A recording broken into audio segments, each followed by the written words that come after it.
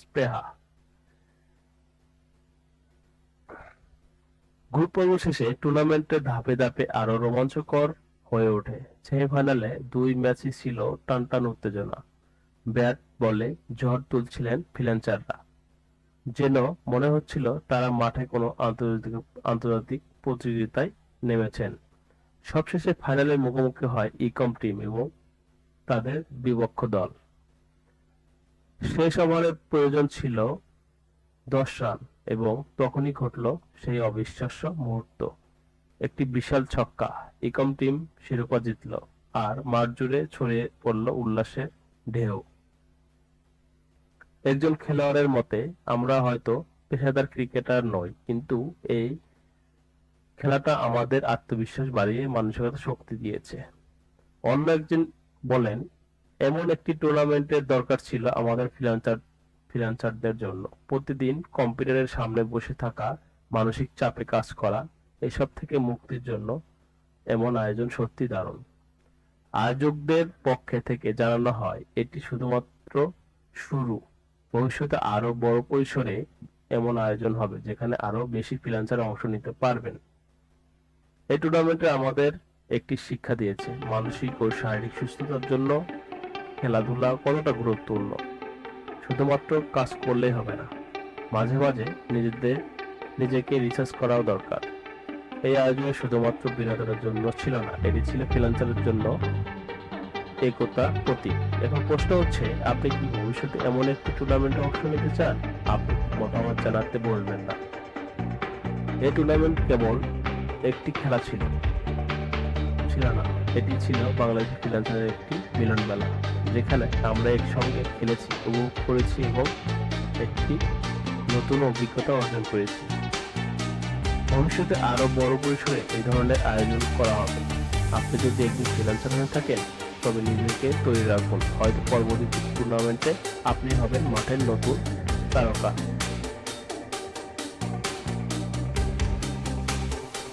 পরবর্তী ইভেন্টে সম্পর্কে কিছু প্রশ্ন রাখুন যাতে দর্শকরা মতামত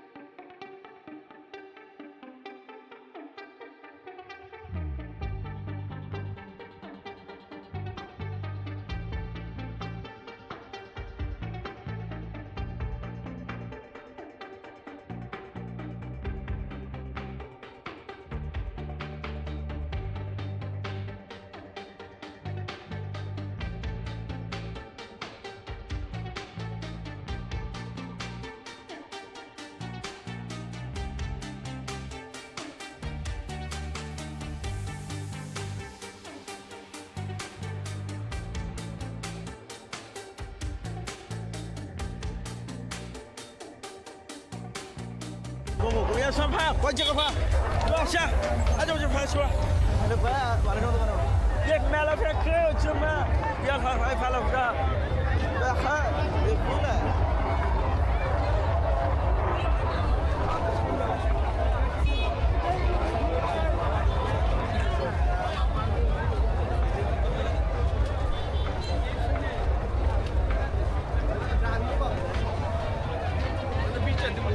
130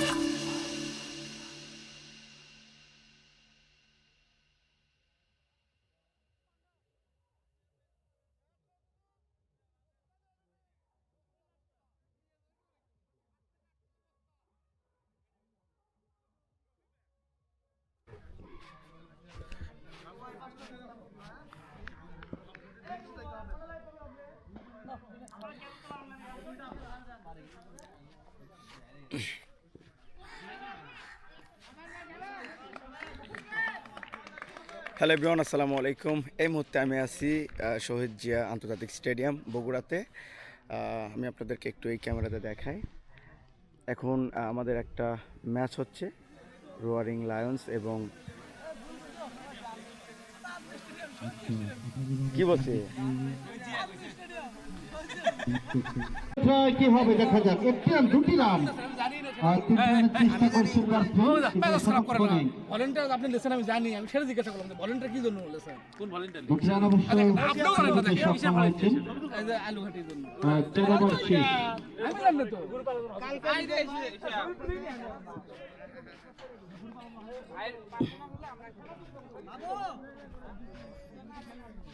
চার ওভার শেষে দলীয় রান 31 উইকেটে বিনিময়। লাইন্স তারা চেষ্টা করে যাচ্ছেন। এখানে দেখতে পাচ্ছি মিউজ মাইন্ডের খেলোয়াড়রা তারা ওয়ার্ম আপ করে নিচ্ছে। Team muse mind warm up করতেছে বেঙ্গল স্ট্রাইকার প্যাভিলিয়নের সামনে।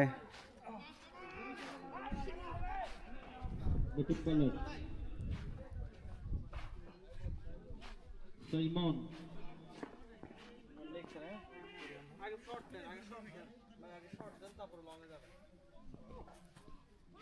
আবার একটি রান অবশ্য পেয়ে যাবে যাত্রা। একটি রান, দুটি রান, এতবার আঘাত পেয়েছেন এই ফিল্ডারটি, রান পেয়েছে।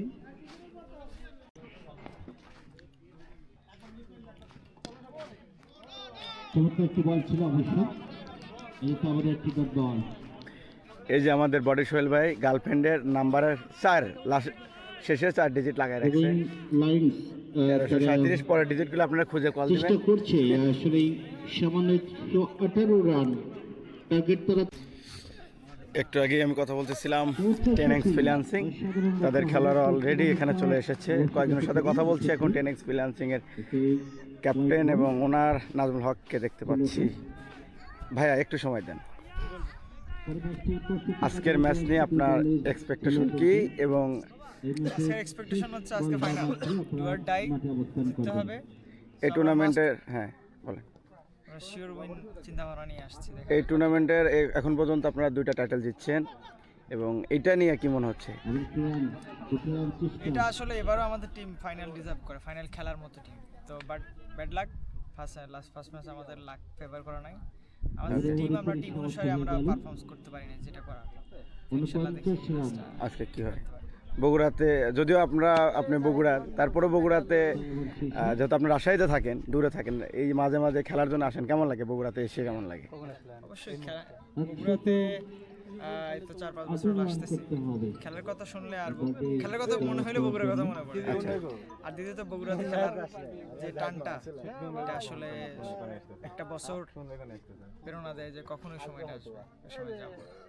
আচ্ছা, ওকে, গুড লাক। স্টেডিয়ামে গুড লাক আজকের জন্য। Thank you Kamrul. Okay Rasel, কেমন লাগতেছে? ইয়েস, তাকি ভাই আসেন তো ভাই। আজকের ম্যাচটা তোমার কি মনে হচ্ছে? আমাদের জেতা উচিত, যে টিম আমাদের। দেখা যায় এখন, বাকিটা খেলার পর বোঝা যাবে আর কি। এরপরে আমরা যাবো হচ্ছে ওকে, এরপরে আমরা হোটেলে যাবো। ওকে, হোটেলে যাবো। হোটেল সাগর ভাই, কেমন আছেন আপনি? আজকের ম্যাচটা কি মনে হচ্ছে?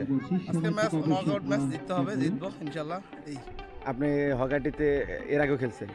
ইয়েস, মাঝে একটা টুর্নামেন্ট হতো, আমি আগে হকারিতে ছিলাম, এখন আমি টেনিস ফ্রিল্যান্সিং এ একই কোম্পানি খেলছি। ওকে ওকে, ধন্যবাদ আপনাকে। গুড লাক আজকে ম্যাচে বাসার জন্য।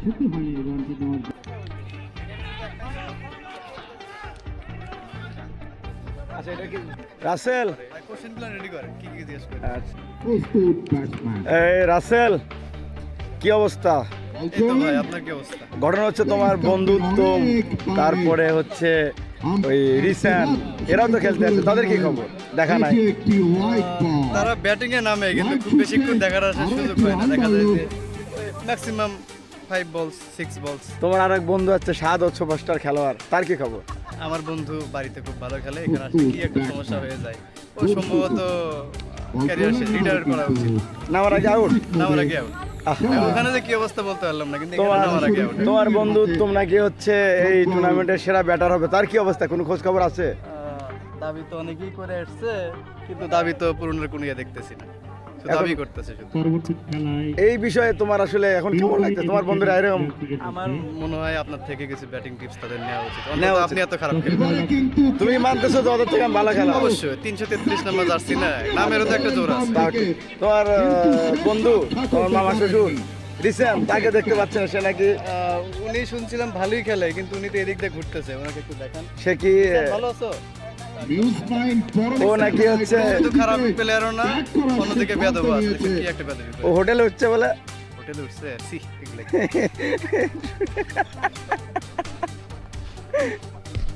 ক্যাপ্টেন মুস্তাফিজ, ভাইস ক্যাপ্টেন মনে হচ্ছে আমি জিজ্ঞেস করবো তুই এমনি আলো মুখটা আমি তো ডাক দেবো। সকল প্রকার হাত ঘষা এই সাদত কি খবর? ভাই কামরুল ভাই কি অবস্থা? এই তো তোর বন্ধু যে ফেমাস রাসেল নাকি খেলতে যাচ্ছে, তার কি অবস্থা? বাইরে বোধাই একখান বোধাই সুযোগী হোক ব্যাটিং না হয় না, বুঝছেন কি কমু। দুঃখের কথা কি একবার ব্যাটিং না বানায়, ফিল্ডিং এ যে একবারে বল, বুঝছেন ইজি ইজি ক্যাচ ছেড়ে দেয়। মানে হাইটে কি জানি বলে কি না ও আবার আর একটা সমস্যা, ক্যাচ মিস করলে নিজের উপর ক্লেম নেব না, দুঃখ এবারে, বুঝছেন এটা হলো সমস্যা। আসলে তবে চাই আজকে কিন্তু ভালো তোর খেলুক। তোর বন্ধু ওই যে উত্তম আছে তার কি খবর? না উত্তম বন্ধু ভালো, হ্যাঁ? উত্তম বন্ধু খুবই ভালো, বেটে ভালো খেলে খুব। ও যে এখন পর্যন্ত একটা ইনিংস ভালো খেলতে পারে না। না আজকে দুর্ভাগ্যবশ তার পেছনে ও মারা দিব, সমস্যা নেই। ভাই পুট দিতে দিতে আমার counter kind of final match আপনার বন্ধু রাসেল ও আপনার নামে অনেক কিছু বলছে, কি কইছে মেলা কিছু বলছে। এখন আপনি বলেন যে রাসেল দাসকে রাসেল না কিছু বলেন তো দেখে। রাসেল কি কইছে? বলছে যে আপনি খালি হুদায় ভং ধরছেন, আপনি বলছেন টুর্নামেন্ট সেরা হবেন, কোনো রান নাই কিছু না, আপনি দলে বলেন। আমি আমার ভুল আউট দিয়ে দিছে, প্রথম বলে 4 দিয়ে শুরু করছি। এখন রাসেল রাসেল তাহলে ভুল আউট দিলে আমি কি করব? আমার কিছু করার, আউট আউট দিলে তো আমার কিছু করার নেই। এখন রাসেলের সম্পর্কে কিছু বলুন। রাসেল একজন ভালো খেলোয়াড়, ভালো খেলোয়াড় হ্যাঁ আসলে, আসলে ভালো খেলোয়াড়। কিন্তু দলে যে চান্স তো খেলে ব্যাটে দেয় না। তুমি ও আজকে ওপেনিং নামবে সম্ভবত, আমি বলে দিচ্ছি। কে কাকে বলেছে কে অভিনয়? রাসেল কাছে। এই যে আপনি যে এরকম দেখেন এটা কি আসলে? ওটা পার্সোনাল বুঝবা না, ওটা সদস্যের সাথে আমার আছে। আচ্ছা আচ্ছা আচ্ছা আচ্ছা ভালো বল করছে।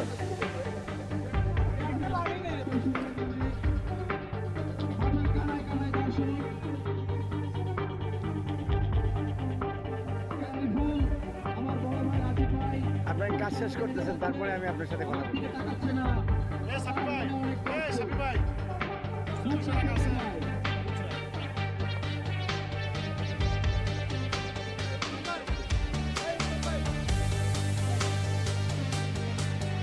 ভাই আসসালামু আলাইকুম। আপনাকে বলে সালামই দিই না, এই যে অন ক্যামেরা সালাম দিই না।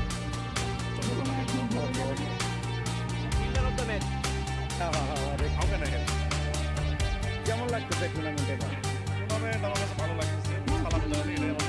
ভাই এখন সালাম দিচ্ছি।